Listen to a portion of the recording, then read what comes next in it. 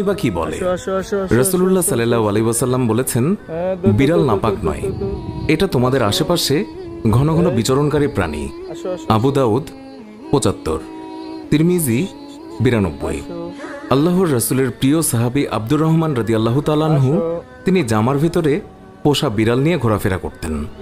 একদিন তিনি জামার আস্তিনের নিচে একটি বিড়াল ছানা নিয়ে রাসূলুল্লাহ সাল্লাল্লাহু আলাইহি ওয়াসাল্লামের দরবারে তিনি উপস্থিত হন।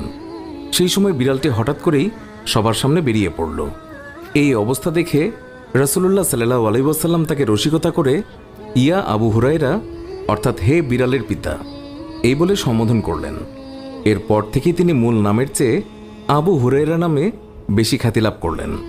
আর সেই দিন থেকেই তিনি নিজেকে আবু হুরায়রা নামে পরিচয় দিতে তিনি বেশি পছন্দ করতেন।